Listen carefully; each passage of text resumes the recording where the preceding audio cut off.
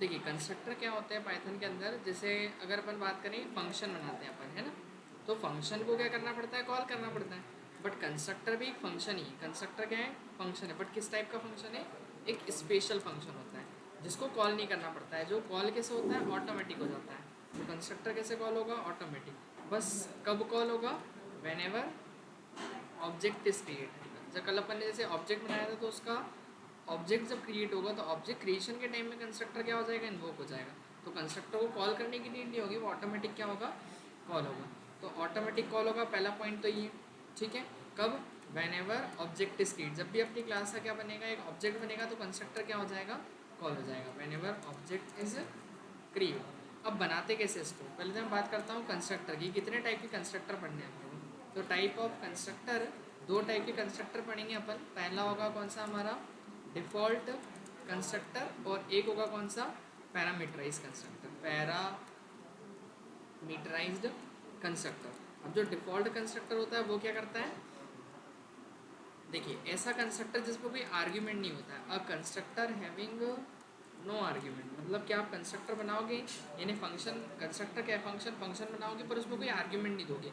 बिना आर्ग्यूमेंट का अगर कोई कंस्ट्रक्टर बनेगा, फंक्शन बनेगा, तो उसमें कोई आर्ग्यूमेंट नहीं होगा, तो वो डिफ़ॉल्ट कहलाएगा। बट उसी में अगर अपन आर्ग्यूमेंट डाल देते हैं, यानी ऐसा कंस्ट्रक्टर, ऐसा फंक्शन जिसमें कोई आर्ग्यूमेंट हो, तो वो कौन सा बन जाएगा, पैरामीटराइज कंस्ट्रक्टर बन जाएगा।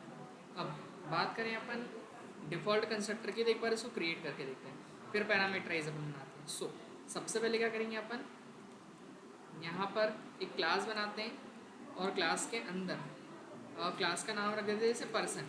अब पर्सन क्लास के अंदर मैं दो चीज़ें लूँगा, ठीक है, एक पर्सन का नेम, दूसरा उसका एज। तो पहले तो मैं क्या करता हूँ, एक नेम और एज सेट कर देता हूँ कंस्ट्रक्टर के अंदर। तो वो मैं कैसे करूँगा, देखिए पहले तो मैंने क्या किया, एक फंक्शन बनाया, डेफ, है ना। अब कंस्ट्रक्टर का जो नाम होता है, कंस्ट्रक्टर का एक फंक्शन है, अब फंक्शन का जो नाम है वो पहले से इसमें सेट होता है। जैसे अभी तक हम फंक्शन का नाम दे रहे थे, बट कंस्ट्रक्टर का नाम क्या होता है, ऑलरेडी पहले से पाइथन में बना होता है। तो कंस्ट्रक्टर का नाम कैसे होता है, देखिए दो बार अंडरस्कोर लगाना है अपने को, फिर क्या लिखना होगा, इन इट, और फिर अंडरस्कोर, ऐसे।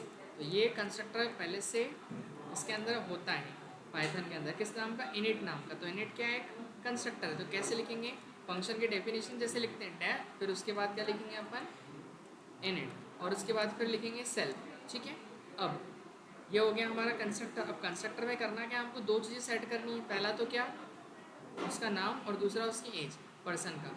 तो हम लिखेंगे सेल्फ, एक वेरिएबल बनाएंगे नेम, सेल्फ डॉट नेम में अपन एक नाम डाल देते हैं, जैसे यहाँ लिख दिया अपन ने रवि, और फिर उसमें एज भी अपन सेट कर देते हैं।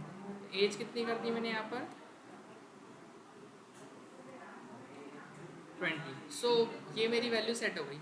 अच्छा कंस्ट्रक्टर दो बार अंडरस्कोर इधर नहीं लगाया मैंने, ये कंस्ट्रक्टर है ना। अब जैसे कि अगर मुझे वैल्यू शो करवानी है किसकी, पर्सन की, तो मैं यहाँ पर शो करता हूँ। तो क्लास का क्या बनता है, ऑब्जेक्ट। अब ऑब्जेक्ट कैसे बनाते हैं, पहले तो हम ऑब्जेक्ट का कुछ नाम देते हैं, जैसे वेरिएबल बनाते हैं तो उसका नाम। अब P1 जैसे ऑब्जेक्ट बनाए, क्योंकि ये जो क्लास है, ये क्लास के अंदर जो वेरिएबल है, अभी अपन ऐसे प्रिंट नहीं कर सकते इसको, ऐसा प्रिंट नेम करेंगे तो वो नहीं हो पाएगा, और ना ही एज प्रिंट हो पाएगा। वो बोलेगा ये तो है ही नहीं। जैसे ही मैं रन करूँगा तो यहाँ पर क्या होगा, ये रन नहीं होगा, दिखाई दे रहा है। अब इसके लिए क्या करना पड़ेगा अपने को, यहाँ पर देखो, हेलो, देखिए ऐसे प्रिंट नहीं होगा, तो उसके लिए क्या बनता है, ऑब्जेक्ट। तो P1 जैसे अपन ने क्या बनाया, ऑब्जेक्ट बनाया, कौन सी क्लास का, पर्सन क्लास का। तो पहले ऑब्जेक्ट का नाम लिखेंगे, फिर अपनी क्लास का नाम, और फिर ब्रैकेट। अब ये ऑब्जेक्ट जो है, ये ऑब्जेक्ट इन डेटा को एक्सेस कर सकता है, तो कैसे करेंगे, प्रिंट करेंगे P1 से नेम को, तो मतलब मुझे नेम मिल जाएगा। फिर मैं प्रिंट करूँगा क्या, P1 का नेम, और दोनों ही चीज़ें प्रिंट कर लेते इसी में, नेम और P1 का एज। तो अब देखते हैं क्या होता है। मिल गया अपने को, नेम भी मिल गया और एज भी मिल गया। हमने मतलब एक डिफ़ॉल्ट वैल्यू सेट कर दी कि जब भी मुझे नेम की वैल्यू चाहिए होगी तो कंस्ट्रक्टर ऑटोमेटिक कॉल होगा। देखो इसकी वर्किंग समझो पूरी। फिर अपन आते हैं इसके सेकेंड वाले टाइप पे।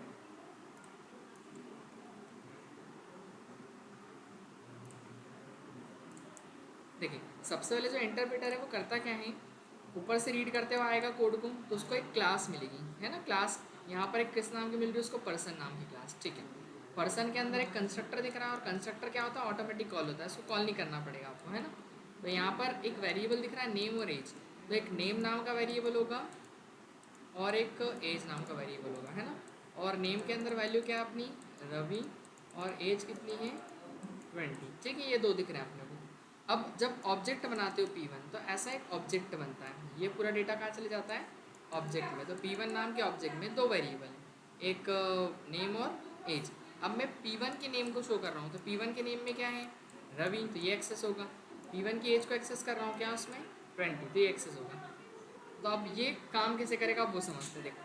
तो हमने एक ऑब्जेक्ट बनाया, जैसे ही अपन ने ये ऑब्जेक्ट बनाया तो ऑब्जेक्ट बनाते समय हुआ क्या, ये कंस्ट्रक्टर कॉल हुआ। जैसे ही कंस्ट्रक्टर कॉल होता है तो ये जो वेरिएबल है नेम में क्या चले जाता है रवि चले जाता है, और एज में कितना चले जाता है 20 चले जाता है। मतलब हमको डालना नहीं पड़ी, कंस्ट्रक्टर ने क्या किया कॉल किया इस फंक्शन को, मतलब ऑब्जेक्ट ने क्या किया कंस्ट्रक्टर को कॉल किया, और इस कंस्ट्रक्टर ने ये दो वैल्यू असाइन कर दी इसके अंदर, ठीक है।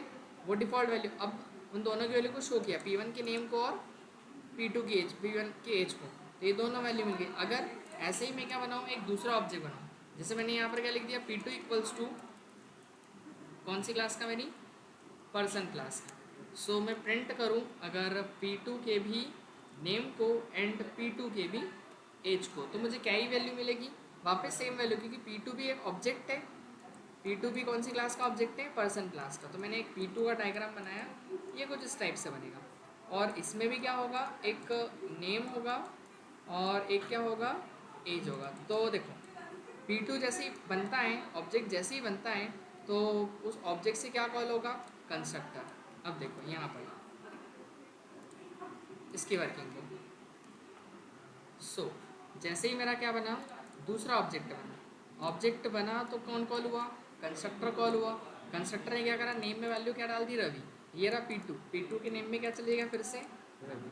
फिर उसके बाद एज में कितना गया 20, तो ये 20 दोनों वैल्यूज चली गई वहाँ पर। अब इसके बाद क्या करेंगे शो करेंगे, तो यहाँ नीचे P2 के नेम को शो किया, तो P2 के नेम में क्या है रवि, और P2 की एज में कितना है 20, वो दोनों वैल्यू मिल जाएगी आपको, ठीक है। ये अपना काम हो गया कंप्लीट। अब इसके बाद एक में यहाँ पर ये तो डिफ़ॉल्ट वैल्यू दे दी अपन ने। अब मान लो मुझे हर एक ऑब्जेक्ट में क्या करनी है अलग अलग वैल्यू देनी। तो ये जो एग्जांपल है मेरा ये कौन से कंस्ट्रक्टर का है डिफ़ॉल्ट कंस्ट्रक्टर का, क्योंकि मैंने क्या किया इसके अंदर एक वैल्यू सेट कर दी डिफ़ॉल्ट कंस्ट्रक्टर, और ना ही मैंने यहाँ पर कोई आर्ग्यूमेंट पास किया। डिफ़ॉल्ट कंस्ट्रक्टर में क्या हुआ यहाँ पर कोई आर्ग्यूमेंट नहीं दिया ना सेल्फ के अलावा। तो अगर यहाँ में कुछ आर्ग्यूमेंट देता जैसे ए बी कुछ भी देता तो वहाँ पर वो हो जाता पैरामीटराइज। तो अगली बार हम बनाएंगे कंस्ट्रक्टर तो उसमें क्या करेंगे वैल्यू देंगे। देखो वो जाएगा पैरामीटराइज, तो यहाँ पे लिखता है पैरामीटराइज्ड कंस्ट्रक्टर। अपन क्या करेंगे यहाँ पर एक क्लास बनाते हैं, क्लास का नाम वही क्या पर्सन, जिसके अंदर क्या लेंगे अपन पर्सन क्लास के अंदर एक वेरिएबल पहले तो कंस्ट्रक्टर बना लेते हैं डेफ इनिट, फिर अंडरस्कोर, इसके बाद मैंने लिया एक सेल्फ, और एक लिया मैंने एन ले लिया और दूसरा वेरिएबल ले लिया क्या ए ले लिया। मतलब एन में नेम जाएगा, ए में क्या जाएगी एज जाएगी। तो अगर मैंने कंस्ट्रक्टर के अंदर दो आर्ग्यूमेंट लिए तो ये कौन सा कंस्ट्रक्टर हो जाता है पैरामीटराइज। मतलब कितने भी आर्ग्यूमेंट एक दो चाहे आप कितने भी लो, तो अगर आप कंस्ट्रक्टर में आर्ग्यूमेंट ले रहे हो तो वो हो जाएगा पैरामीटराइज, ठीक है। तो दो आर्ग्यूमेंट लिए। अब देखो अभी मैं नेम कैसे डाल रहा था सेल्फ डॉट नेम में अपन ने रवि सेट कर दिया था, बट अब मुझे वैल्यू कहाँ से लेनी है जो एन में वैल्यू पास होगी वो वैल्यू लेनी है। यहाँ पर कर दिया मैंने एन, फिर इसके बाद मैं क्या करूँगा self dot age equal to value A से, जो ए में वैल्यू जाएगी वो मेरी इस एज में चली जाएगी। इसके बाद फिर अब काम हो गया अपना, अब ऑब्जेक्ट बनाते हैं। तो ऑब्जेक्ट बनाया मैंने किस नाम से P1 कौन सी क्लास का ऑब्जेक्ट है पर्सन क्लास का एक ऑब्जेक्ट है। जैसे ही ऑब्जेक्ट बना फिर से क्या कॉल होगा ये कंस्ट्रक्टर कॉल हो जाएगा। तो इस कंस्ट्रक्टर को कितनी वैल्यू चाहिए 2, अभी तो एरर देगा, देखो एरर दे दिया उसने, दे दिया person dot init missing 2 require position argument for N and A. मतलब कंस्ट्रक्टर कॉल हुआ तो उसको 2 आर्ग्यूमेंट नहीं मिले मिसिंग, कौन कौन से एक एन के लिए और ए के लिए। तो जैसे मैंने यहाँ पर पास कर दिया नेम एक लिख दिया अंकित और एज डिफाइन कर दिया उसका 30। फिर एक और ऑब्जेक्ट बना लिया P2, और P2 भी पर्सन क्लास का ही है। तो क्लास क्रिएट होते ही कंस्ट्रक्टर कॉल होगा तो उसको चाहिए होगी वैल्यू। अब जैसे यहाँ पर मैंने एक वैल्यू दे दी यश, और यहाँ पर कितना कर दिया 49। ये दोनों वैल्यू चली जाएगी इसके अंदर। बस अब क्या करेंगे अपन एक्सेस करने के लिए P1 से कॉल करेंगे किसको नेम को। तो यहाँ पर अपन ने प्रिंट किया P1 डॉट नेम। सो P1 डॉट नेम की वैल्यू और P1 डॉट एज की वैल्यू, फिर सेम एज इट इज़ अपन किसकी वैल्यू प्रिंट करेंगे, P1 के ही, P1 के नहीं, P2 के नेम की वैल्यू और P2 के एज की वैल्यू। तो दोनों की डिफरेंट वैल्यूज़ मिलेगी इस बार हमको, देखते हैं क्या आती हैं। यहाँ गई अंकित 30, यश 49। सो ये कैसे एक्सेस होगा ये अपने को समझना पड़ेगा। तो उसको समझने के लिए अपन चलते हैं यहीं पे एक और बार।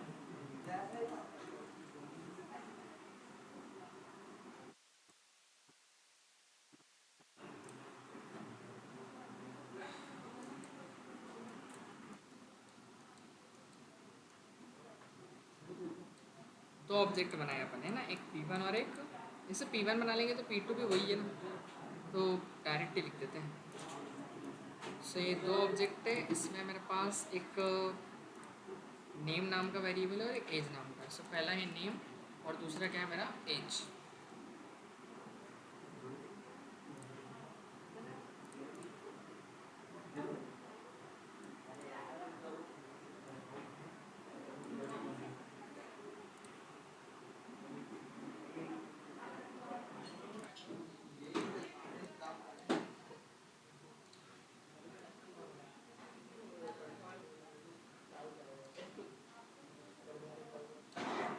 ठीक है, सो ये दो चीज़ें हो गई अपनी।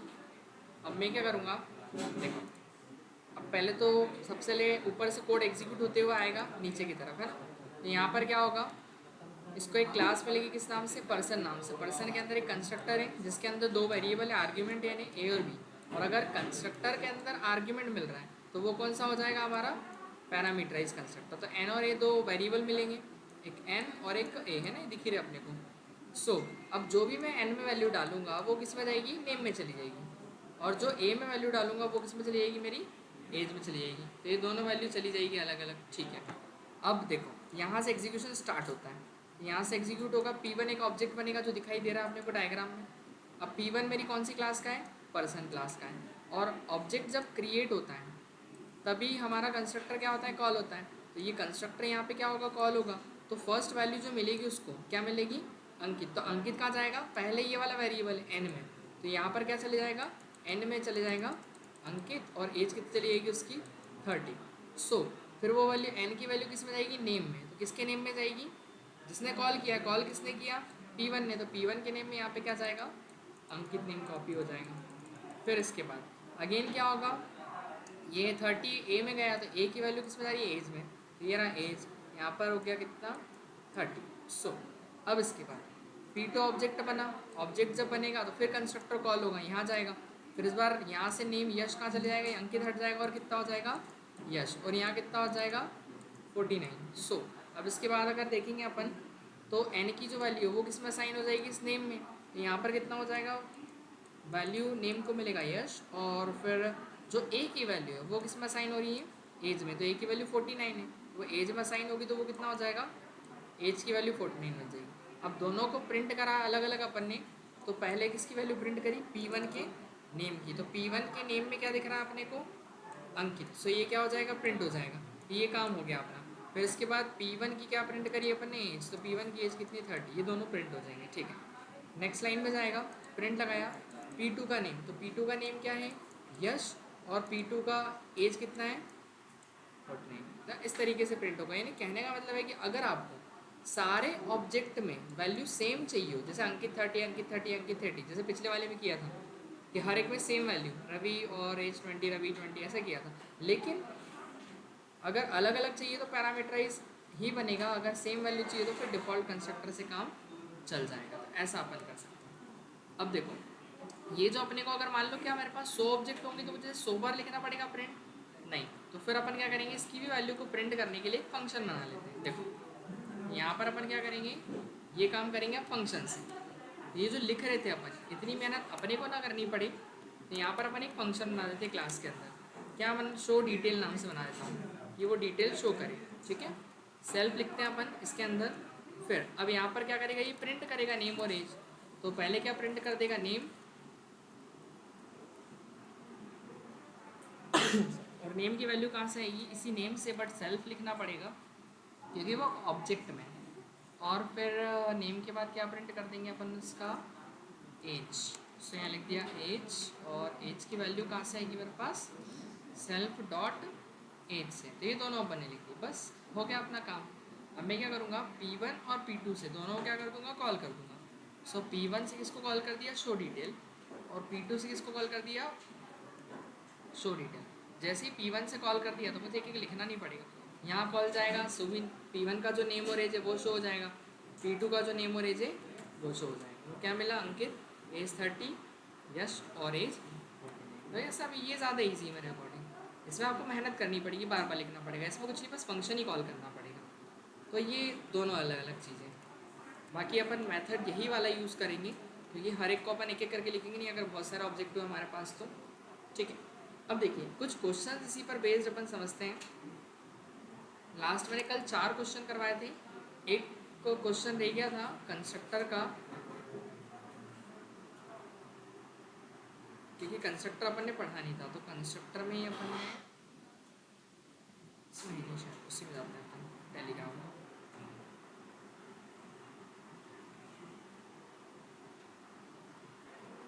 ये वाला question, create a class person, एक पर्सन नाम की क्लास बनानी विद कंस्ट्रक्टर जिसमें इनिट नाम का कंस्ट्रक्टर होगा, दैट इनिशियलाइज नेम और एज, जिसके अंदर नेम और एज होगी, और क्रिएट करना है 2 ऑब्जेक्ट विद डिफरेंट डेटा। हाँ कर चुके, अभी तो किया जस्ट, यही क्वेश्चन है ये वाला अपना जो अभी अपन ने किया है, कि एक पर्सन नाम की क्लास जिसके अंदर एक इनिट कंस्ट्रक्टर जिसमें 2 आर्ग्यूमेंट होंगे, और जो इनिशियलाइज करेंगे नेम और क्या, एज। ये हो गया, ये वाला क्वेश्चन तो हो ही गया। ठीक है, अब इसके बाद बाकी के इसमें जो क्वेश्चंस हैं वो सेकंड वाले काम है, इसमें प्रैक्टिस के ये वाले दे रखे हैं। ये कुछ कितने क्वेश्चंस हैं, 5 क्वेश्चन, 6 7 8 9 10, हाँ 5 क्वेश्चन हो रहे हैं। तो ये आपको ट्राई करने रहेंगे, सेम एज वही कंस्ट्रक्टर से ही करने, जैसे अपन ने कल करे थे बिना कंस्ट्रक्टर के, बस उन्हीं को कंस्ट्रक्टर से करना है। तो एक बार ये वाले ट्राई करना है। अब कंस्ट्रक्टर के बाद आते हैं हमारे एट्रीब्यूट्स और मेथड। अब एट्रीब्यूट और मेथड को पढ़ लेते हैं, हालांकि पढ़ चुके हैं, बस एक बार उसकी डेफिनेशन पढ़नी है। एट्रीब्यूट अपन किसको बोलते हैं, कल मैंने बताया था कि जो वेरिएबल्स होते हैं उन वेरिएबल्स को अपन क्लास एंड ऑब्जेक्ट में वेरिएबल नहीं बोलते, उन्हीं को क्या बोलते हैं, नेम चेंज होके एट्रीब्यूट्स। तो एट्रीब्यूट क्या होता है, हमारे वेरिएबल्स, और क्लास के अंदर 2 टाइप के एट्रीब्यूट होते हैं, एक होता है इंस्टेंस एट्रीब्यूट, एक होता है क्लास एट्रीब्यूट। ठीक है, तो एक एक करके समझते हैं, इंस्टेंस क्या काम करेगा और क्लास क्या काम करेगा। ठीक है, जैसे मान लो हेडिंग डाल देते हैं अपन पहले, तो एट्रीब्यूट, एट्रीब्यूट का मतलब मैं यहाँ लिख दूँ आपको ब्रैकेट में, वेरिएबल है ना, बस नाम चेंज हुआ और कुछ नहीं है। वेरिएबल वही जो अपन ABCD XYZ वॉटेवर कुछ भी बनाते हैं वो वेरिएबल्स हैं हमारे, तो उसी को अपन एट्रीब्यूट बोलते हैं। तो एट्रीब्यूट जैसे एक क्लास बनी है अपन ने, है ना। अब क्लास के अंदर क्या लिया मैंने, क्लास का नाम रखता हूँ, चलो पर्सन ही रखते हैं, ठीक है। सो पर्सन क्लास के अंदर एक पर्सन का नेम है, जैसे नेम दे दिया मैंने क्या, मोहित, ठीक है। सो ये क्लास के अंदर एक वेरिएबल है। अब देखो ये क्लास के अंदर का डेटा सीधे एक्सेस नहीं होता है, अगर मैं प्रिंट करूँगा नेम को तो वो प्रिंट नहीं होगा, क्यों, क्योंकि वो डेटा कहाँ है, क्लास के अंदर है, और जब उसको प्रिंट करोगे तो वो एरर दे देगा, बोल रहेगा name is not defined, name तो आपने डिफाइन करा ही नहीं है, तो नेम तो मेरा हैगा ना, ये रहा, लेकिन वो कहाँ क्लास के अंदर हो, क्लास के अंदर की चीज़ें किससे एक्सेस होती है, ऑब्जेक्ट से। जैसे P1 ऑब्जेक्ट बनाया, ऑब्जेक्ट कौन सी क्लास का, मेरी उसी क्लास का होना चाहिए ऑब्जेक्ट, तो पर्सन क्लास का एक ऑब्जेक्ट बना दिया। अब हम पर उस P1 से एक्सेस कर सकते हैं नेम को, तो P1 से नेम को एक्सेस किया तो क्या नाम मिलेगा मुझे, तो ये नेम मिल गया, ठीक है। मैं दूसरा ऑब्जेक्ट बनाता हूँ पर्सन क्लास का, फिर मैं उससे एक्सेस करता हूँ नेम को, तो भी मुझे वही नेम मिलेगा। फिर मैं तीसरा ऑब्जेक्ट बनाता हूँ P3, कौन सी क्लास का, उसी क्लास का, और फिर प्रिंट करता हूँ किसको, P3 के नेम को, तो मुझे क्या वैल्यूज़ मिलेगी, सेम वैल्यूज़ मिलेगी, मोहित मोहित मोहित दिखाई दे रहा है। तो मैं एक ऑब्जेक्ट बनाऊँ चाहे 10 बनाऊँ, सभी में वैल्यू क्या जाएगी, वैल्यू नेम की जाएगी, वो मोहित ही जाएगी। सो यहाँ पर अगर मैं बात करूँ तो ये जो एट्रीब्यूट है मेरा, ये कौन सा हो गया, क्लास एट्रीब्यूट। इसमें होता है क्या, क्लास एट्रीब्यूट में जो वैल्यू होगी सारे ऑब्जेक्ट में क्या होगी, सेम होगी, तो क्लास लेवल पर जो एट्रीब्यूट होगा उसकी वैल्यू सारे ऑब्जेक्ट में क्या मिलेगी, अपने को सेम मिलेगी, ठीक है। मतलब कि आप जितने भी ऑब्जेक्ट क्रिएट करेंगे, एक बनाए चाहे 10 बनाए चाहे 100 बनाए, सारे ऑब्जेक्ट में जो वैल्यू जाएगी वो क्या जाएगी, एक ही वैल्यू जाएगी। तो क्लास लेवल का एट्रीब्यूट जब भी बनाओगे, क्लियर है, वैल्यू क्या होगी, सेम जाएगी, क्लास एट्रीब्यूट। इसको एक बार डायग्रामेटिकली थोड़ा समझ लेते तो ज़्यादा क्लियर हो जाती चीज़ें। 3 ऑब्जेक्ट बनाए ना अपन ने। सो पहले तो अपन यहाँ आ जाते हैं।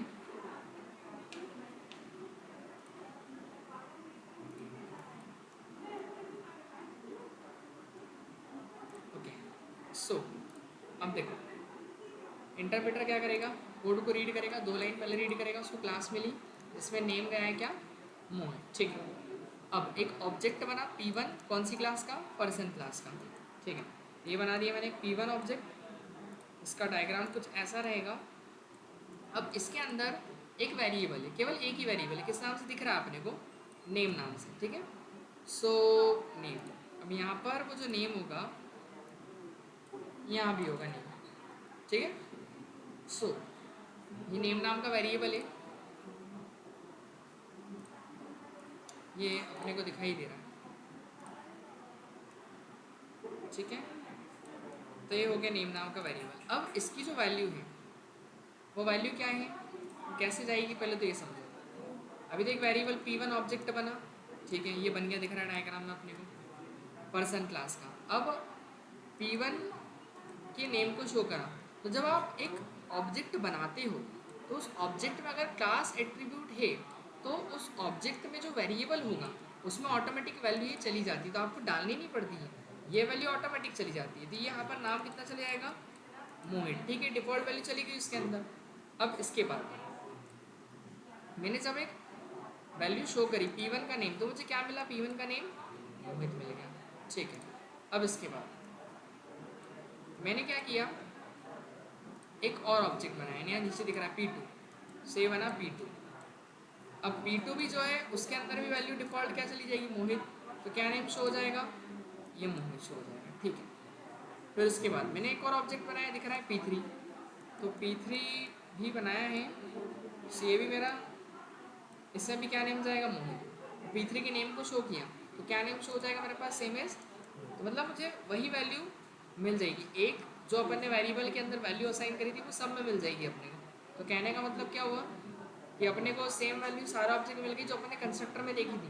तो यहाँ बिना कंस्ट्रक्टर की भी आप ये काम कर सकते हो, अगर सेम वैल्यू चाहिए तो आप क्या कर सकते हो, क्लास एट्रीब्यूट डिफाइन कर सकते हो, ठीक है। लेकिन अगर मुझे हर एक ऑब्जेक्ट में अलग अलग वैल्यू चाहिए तो फिर क्लास एट्रीब्यूट से काम नहीं होगा, तो फिर आपको क्या बनाना पड़ेगा, फिर आपको बनाना पड़ेगा इंस्टेंस एट्रीब्यूट, इंस्टेंस एट्रीब्यूट, इसको अपन बनाते हैं। तो इसमें क्या होगा, देखो पहले तो एक क्लास बनानी पड़ती है, तो क्लास उसका नाम कुछ रख देते हैं अपन, लाइक पर्सन ही रख देते हैं, ठीक है। सो पर्सन क्लास के अंदर एक पहले तो मैंने कंस्ट्रक्टर बना दिया इन इट, ठीक है, और ये कंस्ट्रक्टर है मेरा, इसके अंदर 2 वेरिएबल एक ही ले लेते हैं, नेम ले लेते हैं, ठीक है। सो अब मैं यहाँ पर लिखूँगा सेल्फ डॉट नेम में किसकी वैल्यू जाएगी, नेम की, तो यूज़र जहाँ यहाँ नेम डालेगा वो वैल्यू कहाँ जाएगी, यहाँ। या अगर कन्फ्यूज़न हो तो दोनों को अलग अलग कर देता हूँ मैं, ये लो, ये जो एंड में जो वैल्यू जाएगी वो जाएगी किसके अंदर, नेम के अंदर, ठीक है।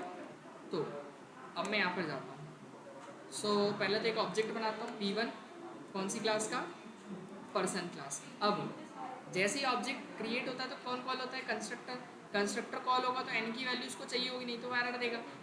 एन की वैल्यू पास कर दो आप, तो मैं यहाँ पर लिख देता हूँ, मान लो पंकज। सो ये एक वैल्यू पास कर दी अपन ने। दूसरा ऑब्जेक्ट बनाया मैंने, कौन सा, P2, फिर इसमें नाम पास कर दिया मैंने रवि। अब अगर मैं P1 के थ्रू शो को कॉल करूँ तो मेरे पास क्या होगा, अच्छा शो तो है ही नहीं कुछ, तो एक काम करते हैं अपन,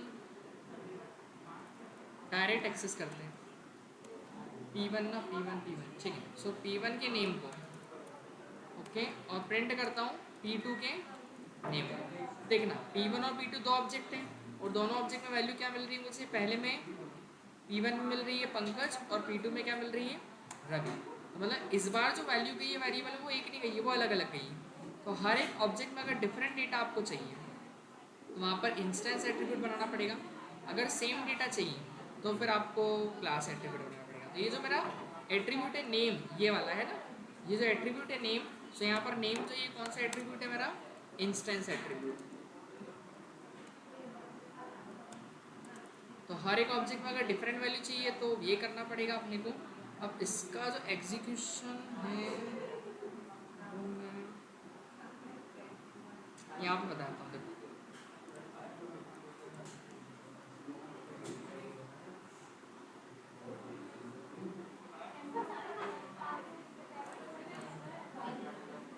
देखो यहाँ पर मैंने क्या करा, एक P1 ऑब्जेक्ट बनाया और एक मेरा P2 ऑब्जेक्ट है। P1 और सेकेंड हो गया कौन सा, ये दो ऑब्जेक्ट हैं। अब इसके बाद मैं क्या करूँगा, दोनों ऑब्जेक्ट में दो वेरिएबल किस नाम के, सेम नाम के, एक तो नेम और दूसरे में भी नेम।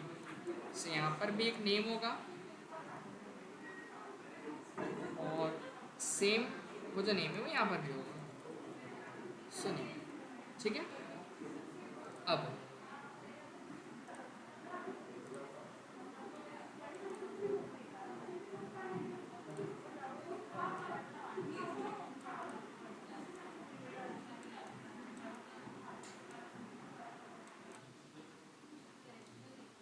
सो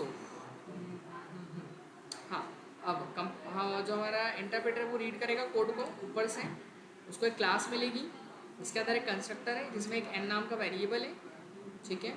एक वैल्यू जाएगी n में जो कहाँ जाएगी, नेम में, मतलब वही ऑब्जेक्ट के नेम में जाएगी। सेल्फ डॉट नेम मतलब ऑब्जेक्ट का नेम, जो भी ऑब्जेक्ट होगा उसके नेम नाम के वेरिएबल में वैल्यू चली जाएगी, ठीक। फिर इसके बाद एक ऑब्जेक्ट बनाया P1, तो ये दिखाई दे रहा है डायग्राम में अपने को P1, ठीक है। अब P1 जैसे ही ऑब्जेक्ट बनता है तो कोई कंस्ट्रक्टर होता है तो वो कॉल होता है, तो ये ये रहा इनिट, कॉल हुआ तो ये पंकज जो नाम है ये किस में गया सबसे पहले, तो n में। n की वैल्यू क्या हो गई आपकी, पंकज। अब वो जो n की वैल्यू है वो किस में जा रही है, सेल्फ डॉट नेम में। तो ये सेल्फ डॉट नेम को ना ऑब्जेक्ट का नेम, ये P1 में किसको किसकी कौन सी वैल्यू चली जाएगी, पंकज। तो यहाँ पर नेम चले जाएगा अपना क्या, पंकज। तो ये नेम चलेगा, ठीक है। ओके, सो अब इसके बाद P2 ऑब्जेक्ट बना, फिर ऑब्जेक्ट बना, फिर कंस्ट्रक्टर कॉल होता है। फिर इस बार जो n में वैल्यू जाएगी वो क्या जाएगी, रवि। सो पंकज हट जाएगा यहाँ से, क्या नेम आ जाएगा, रवि। सो वो जो वैल्यू n की वो किस में जा रही है, अब नेम में। ये रहा नेम, P2 का नेम। सो यहाँ पर क्या वैल्यू चली जाएगी मेरी, रवि। तो इस बार वैल्यू क्या है, दोनों में अलग अलग गई। अब मैं P1 के नेम को शो करूँगा तो ये नेम शो होगा पंकज, P2 के नेम को शो करूँगा तो रवि होगा। तो मतलब यहाँ पर हमने पिछले वाले में क्या किया था, पिछले वाले में हमको सारे ऑब्जेक्ट में सेम वैल्यू मिल रही थी, बट इस बार क्या हुआ, है वही चीज़ लेकिन डिफरेंट वैल्यू मिली, क्योंकि इस बार हमने कौन सा एट्रीब्यूट बनाया है, इंस्टेंस एट्रीब्यूट। तो इंस्टेंस वाले एट्रीब्यूट के आगे हमेशा सेल्फ लगेगा, लेकिन जो क्लास लेवल का एट्रीब्यूट आगे होगा उसके आगे सेल्फ नहीं लगेगा। क्यों, क्योंकि सेल्फ कौन होता है, self is a reference of current object. So current object यहाँ बताने की ज़रूरत नहीं है आपको। देखो इसमें हमने बताया सेल्फ करंट ऑब्जेक्ट कि P1 में जाए, P2 में जाए, ऐसा। लेकिन इसमें तो सब में ही जाएगा ना, तो आपको बताने की ज़रूरत नहीं है। और इसमें क्या होगा, अलग अलग वेरिएबल्स बनेंगे तो अलग अलग वैल्यूज जाएगी उसमें हर एक ऑब्जेक्ट के लिए, तो वहाँ पर फिर इंस्टेंस ही बनाएंगे अपन। तो मैं एक बार चेक करवा देता हूँ तो क्या वैल्यूज़ मिल रही मुझे। तो क्या नेम आ रहा है, पंकज और रवि, इस टाइप से। तो ये है हमारे इंस्टेंस एट्रीब्यूट। अब एक होती है हमारी मेथड्स। मेथड भी वही है, किसको बोलते हैं अपन, मेथड, जो फंक्शन अपन ने पढ़े हैं, ठीक है। तो मेथड्स भी कोई नई चीज़ नहीं है, जो हमारे फंक्शंस होते हैं उन्हीं को अपन क्या बोलते हैं, मेथड बोलते हैं, ठीक है। सो मेथड क्या होती है, फंक्शन क्या होते हैं, पता ही है अपने को, जो अपन इस तरीके से बनाते हैं, ये भी एक मेथड ही है और इसके अंदर एक वेरिएबल है, बट ये स्पेशल मेथड है। इसको क्या बोलते हैं अपन, स्पेशल मेथड, क्योंकि ये कंस्ट्रक्टर है। सो ये हो गया मेरा स्पेशल मेथड। और नॉर्मल मेथड कैसे बनाते हैं वो आप समझो। एक क्लास बनी जैसे अपन ने, क्लास के अंदर में एक क्या ले लूँ, ग्रीट नाम से क्लास बनाया था, ठीक है। सो अब क्लास के अंदर एक फंक्शन बनाया डेफ हेलो नाम का, से हेलो, जो क्या प्रिंट करेगा, अभी सिर्फ हेलो ऐसा नॉर्मल सा मैसेज देगा अपने को। सो बनाया अपन ने, अब ये क्या प्रिंट करेगा, फंक्शन जब कॉल होगा ऐसे हेलो दिखाई देगा अपने को, है ना। बस इसको कॉल ऐसे नहीं कर सकते आप, से हेलो जैसे पुराने अपन कर रहे थे टाइम में, से हेलो ऐसे नहीं कॉल कर सकते। क्यों, बिकॉज ये क्लास के अंदर मना कर देगा, वो बोल रहा है से हेलो तो डिफाइन ही नहीं है, बट डिफाइन है वो क्लास के अंदर। और क्लास के अंदर की जो को एक्सेस करने के लिए क्या बनता है फिर, ऑब्जेक्ट। सो G1 ऑब्जेक्ट बना लिया मैंने, कौन सी क्लास का, ग्रीट क्लास का, तो क्लास का ऑब्जेक्ट बन गया, कॉल कर दो उसको, तो G1 डॉट से है, G1 से कॉल हो जाएगा से।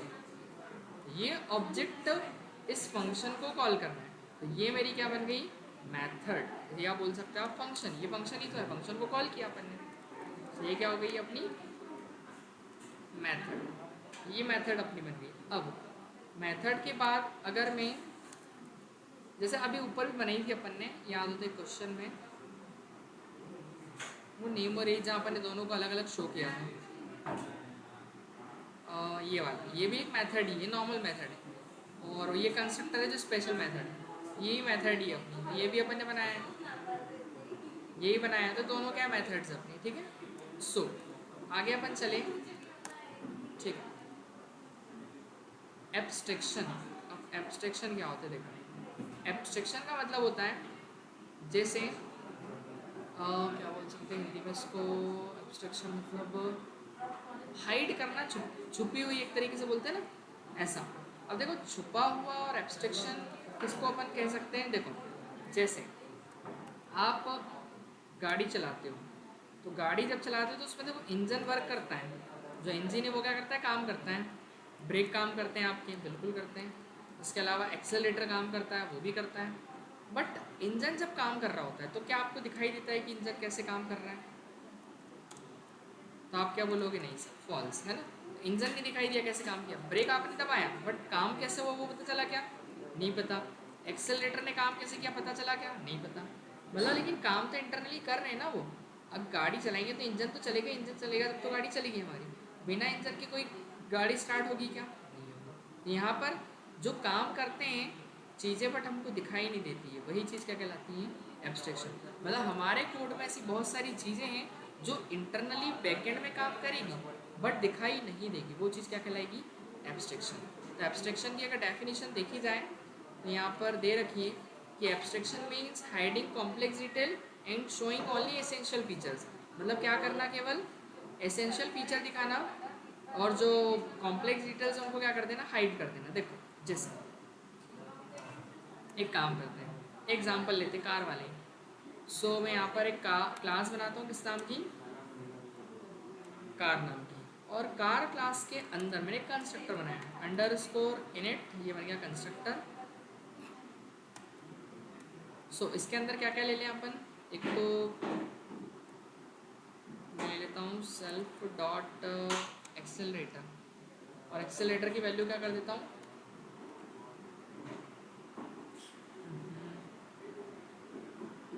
ए डबल से लिख देते हैं एक्सेलरेटर। अब देखो शुरुआत में जो पोजीशन होगी, जब हमारी गाड़ी जब बंद पोजीशन में होगी तो उस समय एक्सेलरेटर भी फॉल्स होगा, जो ब्रेक है वो भी क्या होगा, ब्रेक को क्या लिखो, बी आर की लिखो अभी, ब्रेक की वैल्यू भी क्या होगी, फॉल्स होगी।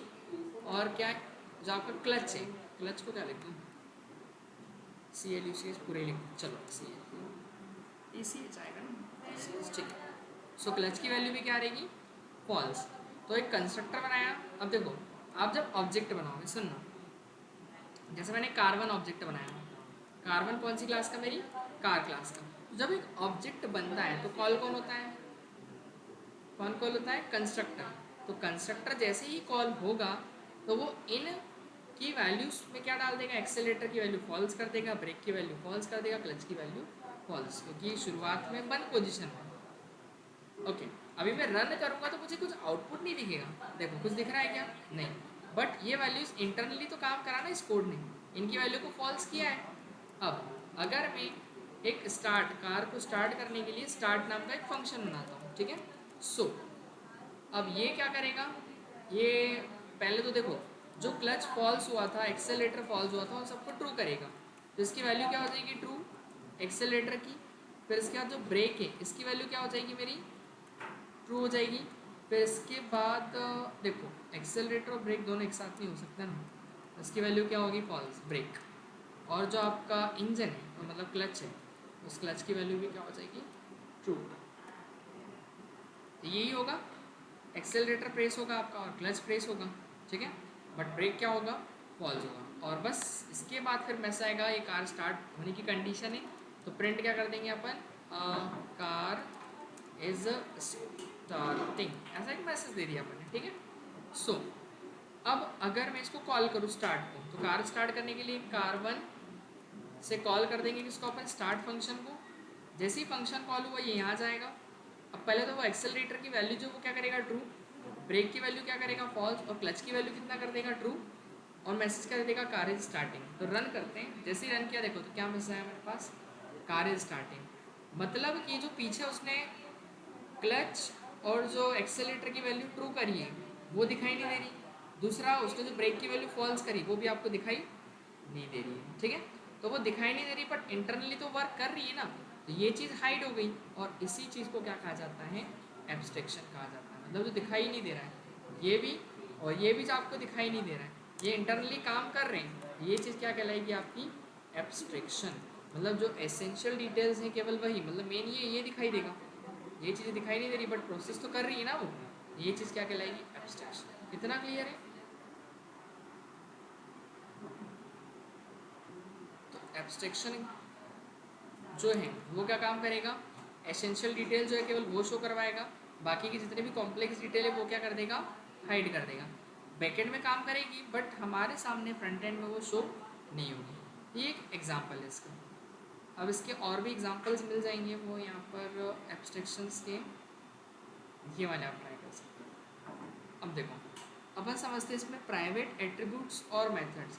जैसे अभी तक अपन ने क्या किया था, नॉर्मल वेरिएबल्स बनाए थे और उसमें कोई प्राइवेसी नहीं थी डेटा को लेकर। बट हम चाह रहे हैं अगर हमारे पास कोई डेटा हो तो वो कैसा हो, प्राइवेट हो, ताकि कोई एक्सेस ना कर पाए। जैसे आज आप व्हाट्सएप यूज़ करते हो, ठीक है, या बहुत सारे एप्लीकेशन यूज़ करते हो जिनमें कई सारे अपने पासवर्ड होते हैं ना, और उसको फिर उसके बाद एंटर करने के बाद ही अपन लॉगिन होते हैं। तो ऐसे भी चाह रहा हूँ हमारे भी पास वेरिएबल, और वेरिएबल में होता है डेटा। तो डेटा को प्राइवेट करने के लिए आपको यहाँ पर एक चैप्टर दिया गया है जिसको बोलते हैं एनकैप्सुलेशन। क्या बोलते हैं, एनकैप्सुलेशन। अब देखो एनकैप्सुलेशन जो वर्ड आया वो कहाँ से आया है, कैप्सूल आपने देखा होगा, कैप्सूल देखा, कैप्सूल कैसा होता है, कैप्सूल देखो, तो ये दिखाई दे रहा है, सभी ने देखा ही होगा, ये देखो है ना, तो ये कैप्सूल है। अब इस कैप्सूल के अंदर होता क्या है,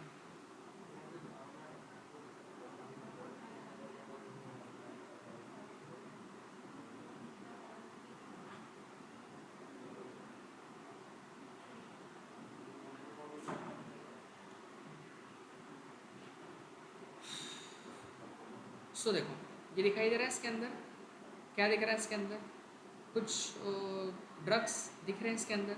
सो ये जो ड्रग्स है इसके अंदर कैप्सूल के अंदर, ये इसके अंदर रखने का रीज़न क्या है, देख पहली बात तो वो सेफ़ रहे, ठीक है, मतलब बाहर के एनवायरनमेंट से उसको रिएक्ट करने से बचाएं, ठीक है, ताकि वो उसके अंदर सेफ रहे और हमारी बॉडी के साथ क्या करे, वो एग्जैक्टली सेम वर्क करे जिसके लिए उसको बनाया गया। नहीं तो वो क्या होगा, एनवायरनमेंट से रिएक्ट करेगा तो फिर हो सकता है वो काम ना करे या कुछ गलत इफेक्ट कुछ डाले अपनी बॉडी के ऊपर। इसलिए अपन सेफ रखने के लिए उसको किस में डालते हैं, एक कैप्सूल के अंदर डाल देते हैं और उसी को बोलते हैं अपन कैप्सूल, है ना। वैसे ही हमारे पास जो डेटा होता है उसको कोई बाहर का, बाहर से मतलब क्लास के बाहर से एक्सेस ना हो। जैसे आप कोई क्लास बनाते हो तो क्लास के अंदर मैंने क्या किया, एक वेरिएबल बनाया, जैसे मान लो किस नाम का बना दूँ मैं, क्लास का नाम रख देता, चलो स्कूल, SCHOOL, या एम्प्लॉय रख देता हूँ, एम्प्लॉय, ठीक है। या चलो एक काम करते हैं, बैंक अकाउंट का बनाते हैं, या चलो पहले वाला एग्जांपल देख लें फिर वाला बताते हैं। EMP मतलब एक एम्प्लॉय नाम की मेरे पास क्लास है और उस क्लास एम्प्लॉय का मान लो क्या है, कुछ ID है, ठीक है। सो ID मैंने क्या दिया, 101, ये ऐसा यूनिक ID है सपोज दैट, ठीक है। अब इस ID को मैं ये चाह रहा हूँ कि कोई भी उसको बाहर से एक्सेस ना कर पाए। तो देखो पहली बात तो वो क्लास के अंदर है ID, तो वो एक्सेस तो होगी नहीं। अगर मैं ऐसा ID लिखूँगा, अच्छा बिल्ट इन फंक्शन है ये तो ID, अरे यार ये यूज़ नहीं कर सकता मैं, ID NO कर देता हूँ, ID नंबर ऐसा कर दिया, ठीक है। सो ID NO ये चल जाएगा, ID NO नहीं, ID नंबर देखो क्या हो रहा है, नॉट डिफाइन बोल रहा है बट वो है क्लास के अंदर है। सो उसको एक्सेस कैसे करूँगा, मैं एक ऑब्जेक्ट बनाता हूँ, जैसे एम्प्लॉय बनेगा, ऑब्जेक्ट बना लिया मेरी कौन सी क्लास का, EMP क्लास का। अब मैं इससे एक्सेस कर सकता हूँ, तो मैंने EMP1 से ID नंबर एक्सेस करना चाहा, मिल गया मुझे, तो ये इजीली क्या हो गया, एक्सेस हो गया। बट हम चाह रहे हैं कि ऐसे कोई भी ऑब्जेक्ट, बाहर का ऑब्जेक्ट उसको एक्सेस ना करे, तो फिर मैं इसको कर दूंगा प्राइवेट। तो एनकैप्सुलेशन प्राइवेसी के लिए कंसेप्ट क्या देता है कि जो भी आपके एट्रीब्यूट्स हैं, एट्रीब्यूट मतलब क्या, यही बताया था मैंने, वेरिएबल है ना, और मेथड्स मतलब क्या, फंक्शंस, ठीक है। सो मेथड्स और एट्रीब्यूट, तो इनके आगे अपन क्या लगा देते हैं, अंडरस्कोर लगा देते हैं। दो बार क्या लगाना है, अंडरस्कोर। तो जो भी एट्रीब्यूट है मतलब उसके आप पहले आप क्या लगा दोगे, दो बार अंडरस्कोर। अगर ऐसा आपने कर दिया तो इससे क्या होगा, ये बन जाएगा प्राइवेट, है ना, ये हो जाएगा कैसा एट्रीब्यूट अब, प्राइवेट। और अगर किसी मेथड को प्राइवेट करना है, सो मतलब एट्रीब्यूट के नेम के आगे अपन क्या कर देंगे, एक तो अंडरस्कोर लगा देंगे दो बार, और फिर यहाँ पर जो मेथड है उसके भी नाम के आगे क्या लगा देंगे अपन, दो बार मेथड मेथड अंडरस्कोर लगा देंगे, ठीक है। तो ये हो जाएगा कैसा हमारा प्राइवेट एट्रीब्यूट, ठीक है। अच्छा, ये एक जैसे लगेंगे तो इसको एक काम करते हैं अपन, इसको ऐसा कर देते हैं, ठीक है। तो जो भी एट्रीब्यूट का नाम होगा उससे पहले दो बार अंडरस्कोर, जो मेथड होगी उसके पहले दो बार अंडरस्कोर। तो एक एट्रीब्यूट है, इसके पहले मैंने दो बार क्या लगा दिया, अंडरस्कोर। अभी देखो, अभी थोड़ी देर पहले क्या हो रहा था, एक्सेस हो रही थी वैल्यू। अब मैं जैसे ही यहाँ पर दो बार अंडरस्कोर लगा देता हूँ तो ये हो जाएगा प्राइवेट। अब रन करता हूँ मैं, देखो अब क्या बोल रहा है, E M P object has no attribute I D number, मना कर दिया उसने कि ई एम पी क्लास के अंदर ऐसा कोई इस नाम का एट्रीब्यूट नहीं है, क्योंकि वो परमिशन नहीं है। अपने पास प्राइवेट है तो प्राइवेट एक्सेस नहीं होगा। तो उसको फिर पब्लिक करने के लिए क्या करना पड़ेगा आपको, क्योंकि अभी पहले क्लास के अंदर जो भी था वो पब्लिक ही था। तो फिर उसको पब्लिक करने के लिए हमको एक क्लास के अंदर ही एक ऐसा मेथड बनाना पड़ेगा जो उसकी प्राइवेट एट्रीब्यूट की वैल्यू क्या करे, शो करे। कहने का मतलब ये है कि क्लास के अंदर से ही क्लास के अंदर की चीज़ एक्सेस होगी, बाहर से नहीं होगी, ठीक है। सो मैं करूँगा क्या, एक मेथड बनाता हूँ, देखो टैप ऐसे शो नाम की एक मेथड बनी, शो आईडी कर देते हैं, ठीक है। तो आईडी की वैल्यू शो करेगा, ओके। तो अब यहाँ ये प्रिंट किसकी वैल्यू करें, सेल्फ डॉट आई डी, क्या दिया था वेरिएबल अपन ने, एन ओ ना, ठीक है। आई डी एन ओ की वैल्यू क्या हो जाएगी, अब शो हो जाएगी। देखो अभी भी नहीं होगी यहाँ पर, क्योंकि मैं अभी किससे एक्सेस कर रहा हूँ, ये डायरेक्ट एक्सेस कर रहा हूँ कि एम्प्लॉय वन के आईडी का नंबर दो, नहीं, मना कर दिया उसको, ठीक है। फिर क्या करेंगे, फिर वापस से कॉल करना पड़ेगा इसको, शो आईडी को। ये क्लास के फंक्शंस ही केवल क्लास के अंदर की प्राइवेट एट्रीब्यूट्स या मेथड्स उनको एक्सेस कर सकते हैं। तो मैं क्या करूँगा, उस एम्प्लॉय वन से कॉल करूँगा किसको, शो आईडी फंक्शन को मैंने कॉल कर दिया। तो मैंने किसको कॉल किया है, ये जो फंक्शन है, ये फंक्शन कैसा है, प्राइवेट नहीं, ये पब्लिक है। तो उसको कॉल कर देंगे, हाँ तो पब्लिक तो एक्सेस हो जाएगा ना। अब मैं अगर रन करूँगा तो देखो मेरे को वैल्यू मिल गई, ठीक है। तो ये एक्सेस ऐसे होगा। लेकिन अगर मैं इसको भी प्राइवेट बना दूँ, अगर इस मेथड को भी प्राइवेट कर दूँ, तो फिर वो फंक्शन भी नहीं कॉल होगा। ये तो क्या बनाया, केवल मैंने प्राइवेट एट्रीब्यूट बनाया अभी, प्राइवेट एट्रीब्यूट, ये केवल प्राइवेट एट्रीब्यूट है। और ये क्या पब्लिक है, ये कैसा है, ये जो है मेरा पब्लिक पब्लिक एट्रीब्यूट, इसको मेथड बोलेंगे ना, पब्लिक मेथड है, ओके। सो अब मैं चाह रहा हूँ कि इसको मुझे, ये तो प्राइवेट ही है, ये तो एक्सेस होगा नहीं अब डायरेक्ट, ठीक है। और अगर इसको भी अगर मैं कर दूँ प्राइवेट तो कैसे करेंगे, दो बार एंटर उसको लगा दिया, तो अब ये भी नहीं कॉल होगा, यही मना कर देगा, बोलेगा ई एम पी के अंदर शो आई डी है ही नहीं, ऐसा कुछ। ये देखो E M P object has no attribute show I D, वो मना कर दिया उसको, क्योंकि वो भी कैसा हो गया, प्राइवेट। तो अब इसको कैसे कॉल करें, क्योंकि ये तो प्राइवेट की वैल्यू दे रहा था एट्रीब्यूट की, तो इसको कॉल करने के लिए भी फिर हमको क्या करना पड़ेगा, अलग से एक मेथड बनानी पड़ेगी। तो एक काम करते हैं, गेट ऐसा बना देता हूँ आईडी, गेट आईडी, ठीक है। सो गेट आईडी बनाया अपन ने। तो ये गेट आईडी देखो किसको कॉल करेगा, क्लास के फंक्शंस को कॉल कर सकते हैं ना, चाहे प्राइवेट हो चाहे पब्लिक हो। तो देखो गेट आईडी किसको कॉल करेगा, तो यहाँ पे लिख देते हैं, वो ऑब्जेक्ट जो रहेगा वो कॉल करेगा अंडरस्कोर किसको, शो आईडी को, ठीक है। सो शो आईडी जैसे ही कॉल होगा, तो यहाँ से मैंने किसको कॉल किया, शो आईडी को, तो ये तो होगा नहीं, मना करेगा। अपन ये प्राइवेट है ना, ये प्राइवेट हो गया, इसको लिख दो यहाँ पे प्राइवेट, ठीक है। और ये कैसा है, ये पब्लिक है, पब्लिक वाला तो कॉल हो जाएगा ना, पब्लिक में कोई इशू है ही नहीं। सो अपन यहाँ कॉल किसको कर देंगे, फिर यहाँ एम्प्लॉय वन से ही कॉल कर दो किसको, ओनली शो आई डी, नहीं, गेट आई डी को, गेट आई डी। अब ये कॉल हुआ, कॉल यहाँ जाएगी सीधे, तो ये गेट आई डी के पास तो पहुँचेगी। गेट आई डी किसको कॉल कर रहा है, शो आई डी को, तो शो आई डी का कॉल यहाँ जाएगा, और ये किसको शो करेगा, आईडी नंबर को, तो ये आईडी नंबर दे देगा, तो आपका काम ऐसा हो जाएगा। तो यार एरर क्या आ गई? अच्छा ये तो प्राइवेट नहीं, मैंने प्राइवेट लगा दिया, सॉरी सॉरी सॉरी, ठीक है ये हो गया एक्सेस, ठीक है। तो ऐसे अपन कर सकते हैं, मतलब कि अगर क्लास के अंदर कोई भी प्राइवेट चाहे एट्रीब्यूट हो चाहे मेथड हो, उनको एक्सेस कैसे किया जाएगा? क्लास के अंदर ही एक फंक्शन बनाना पड़ेगा जो उनके प्राइवेट एट्रीब्यूट्स को, प्राइवेट जो एट्रीब्यूट्स और मेथड है उनको क्या करें? एक्सेस करें। ऐसे अपन प्राइवेट कर सकते हैं इन चीज़ों को। इसके बाद अपन, ये तो अपने प्राइवेट एट्रीब्यूट्स और मेथड हुए। अब नेक्स्ट जो क्लास करेंगे अपन उसमें इनहेरिटेंस, काफ़ी अच्छा और इम्पोर्टेंट चैप्टर है, ये अपन डिस्कस करेंगे। मतलब कल के दिन में अपना उप्स वाला कंसेप्ट कंप्लीट हो जाएगा, है ना। तो इसको मैं शेयर कर देता हूँ पहले तो आपको।